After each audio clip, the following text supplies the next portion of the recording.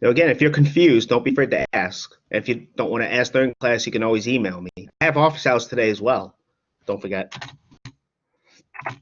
Okay, so we just looked at solutions, right, to an equation. Let me just make sure I record. Yes, I am. Good.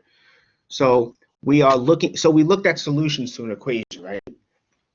But now the question is, okay, well, how do we actually find those equations? Those solutions. What we generally like to do is manipulate an equation to get one that's easier to deal with, meaning easier to solve.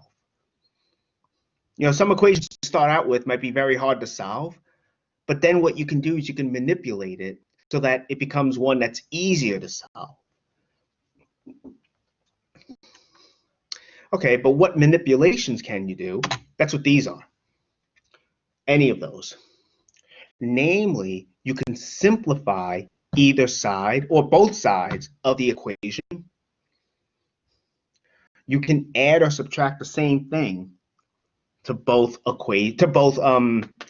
sides of the equation. What you add is or subtract to both sides. Remember, you have to keep it balanced. So what you do to one side, you do to the other.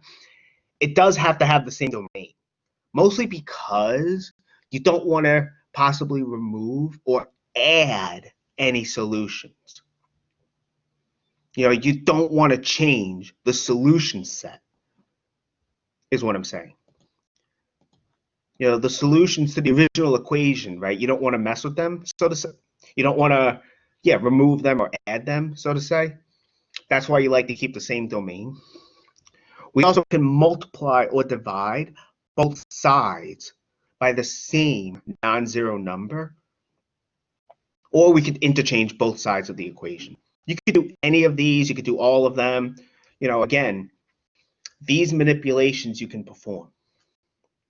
The equation you end up with is said to be equivalent to the one you started with.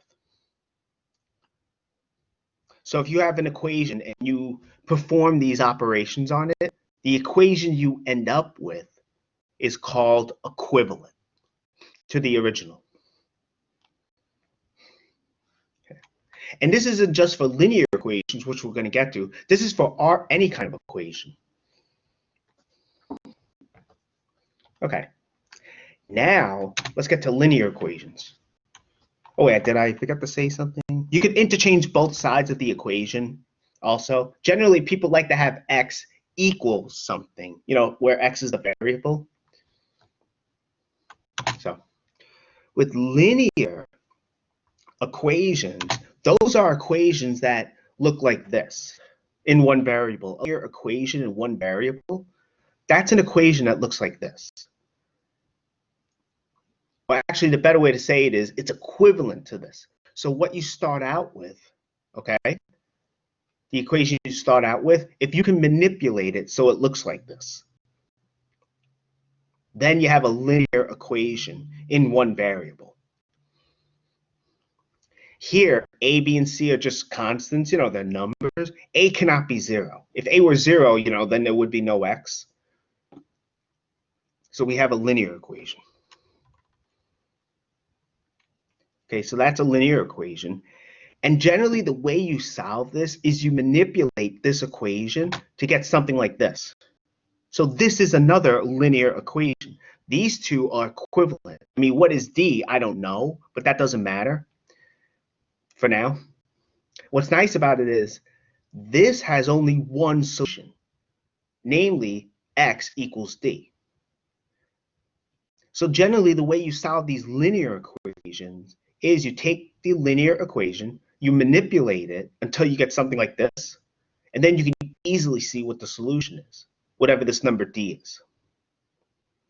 So in particular, linear equations have only one solution. I mean, in the next section, we're not going to get to it today, I don't think, which is in the next section, quadratic equations, when you have a polynomial of degree 2 equal to her. It turns out that will have maybe 2 solutions, but that's a different story. So here's an example. Let's look at 2x plus 1 equals 2. Now, even though we did find the solution already by guessing, Again, guessing is really not the best way to approach these, because guessing's not systematic. It's basically just taking, how do I say this? It's guessing. It's not going to help you, especially since there's too many numbers to guess with. But anyway, let's solve this though. So that's what I'm doing here. And again, I think they teach this in high school. It's just like there. You want to get x all alone on one side. That's the whole point. That's what I'm doing here, right? I'm getting x all alone on one side. That's what I want to do. Okay. So anyway, we have 2x plus 1 is 2, right? Well, let's get 1 out of here because we want to get x all alone. So I subtract 1 from each side. Now I have 2x equals 1. And that's what I have here. So what do? I divide by 2. And notice again, whatever I'm doing to one side, I'm doing to the other side. It's like a scale. You want to keep it in balance. You divide, you get x equals a half. X equals a half after we divide. So 1/2, again, we have x equals something. So a half is the solution. And so if you were to write the solution set, you would have this. The curly braces here, that's what people use to denote a solution set. That's just what people use. It's just fancy notation. I'm not going to emphasize sets in this class, but I still wanted to point it out though. Okay. So that's one example. Are there any questions about that? Remember, I can't see the chat, so if you have a question, speak up. Use that hand raise feature. If you don't have a question, that's fine also.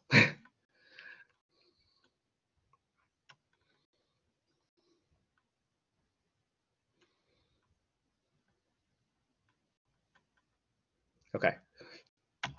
All right, so now let's keep going. So here's another example. Now, yes, this is a linear equation. I know it doesn't look like it at first, but we can manipulate it so it'll be in that form of ax plus b equals a number.